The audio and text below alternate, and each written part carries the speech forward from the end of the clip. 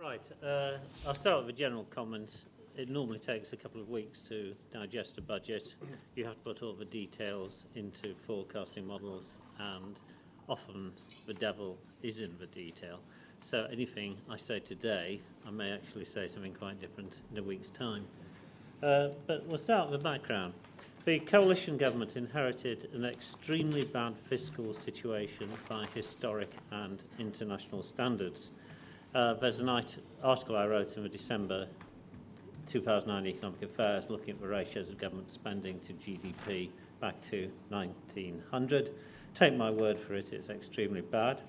If you look at the scale of a structural budget deficit in this country as a ratio of non-socialised GDP, which is about 45% of the economy, we have a figure of about 22%, the next highest of the United States with over 16. We have got a horrendous fiscal crisis on our hands.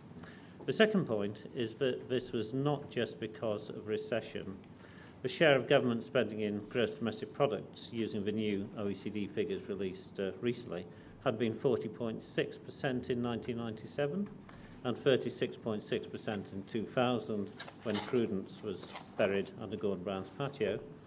It had already risen to 47.5% in 2008, when growth was still positive, and the OECD expects 52.5% in 2010. As I point out in my December 2009 article, fighting the 1914-18 war at its peak, after Lloyd George had sorted the munitions crisis in 1915, was cheaper by about 7 percentage points of national output.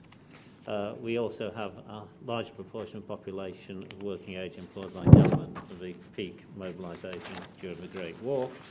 So it's hardly surprising we have all the problems of wartime finance on our hands. Now, Mr. Osborne couched much of his speech quite explicitly in terms of the international fiscal consolidation literature, which is good news. Many international bodies, including the OECD, IMF and the European Commission, have examined numerous previous attempts at fiscal consolidation. A few years ago, the European Commission looked at something like 30 case studies of attempts at fiscal consolidation in Europe from the over 30-year period. We know what works, we know what doesn't work, and I think Osborne's measures are broadly consistent with best practice, i.e. they're a type 1 fiscal retrenchment package rather than a type 2. However, the fact that the Conservatives never used these arguments in opposition and tried to silence those who did, and I speak with some bitterness on this subject, undermines their credibility. Effectively, they are doing something that they said they would never do and wouldn't allow people to suggest. The triple locking of pensions, so-called, also represents a disgraceful robbing of future generations to buy votes today. 4 university economists from the University of Freiburg in Germany have done a wonderful study looking at off-balance sheet liabilities of government.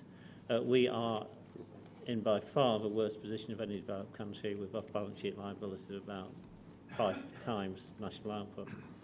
However, there have been very large spending cuts if these can be delivered. And in the absence of a comprehensive spending review, I have no idea whether the cuts are fiction or fact. I've simply taken some of the government figures worked out from their economic forecasts, what they're expecting to do to government consumption, which is about half of general government's current expenditure, and government investment. And you can see, if you translate the volume changes into this year's prices, we are looking at quite a significant fiscal retrenchment. My main reservation concerns the hike in value-added tax to 20%.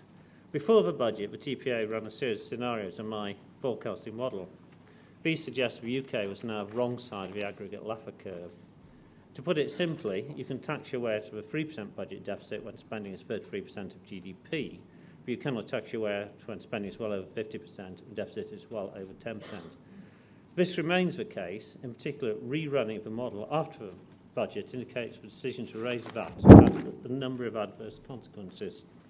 I'm running short on time, but basically unemployment is higher, GDP is lower, real private domestic expenditure is lower, And the balance payments deficit is worse, and you actually find that the deterioration in the budget, the deterioration of government finances. Right, conclusions. I've got some quite strong views on the OBR, but the first one is that they should have published a series of standard simulations of the Treasury model, looking in fact at different tax and spending changes, although they're clearly stretched. The VAT hike was almost certainly a mistake, and the Chancellor would have been better off not introducing it. However, lower corporation tax undoes some of the damage. The need now is to succour the private sector, where real private domestic expenditure fell by 10.75% last year and 1.9% for year to 2010 quarter one. GDP is irrelevant to the concept now that more than half is government spending. The final point is it's aggregate private sector supply that matters for public finances. The government cannot tax itself. The budget has helped in this respect, but it is not transforming. The Office for Budget Research runs the Treasury model using Treasury officials and needs to pay far more attention to supply-side issues once it's had time to establish itself. It really is the supply side stupid, to paraphrase Bill Clinton. I would just conclude by saying we did various packages before the budget. The optimal one is big spending cuts, and then a couple of years later, as the budget deficit comes down, to then start cutting taxes. That is the package that leaves you with significantly lower unemployment and higher output at the end of the period. If we simply get the tax hikes, we have shot ourselves in the foot. Thank you very much indeed.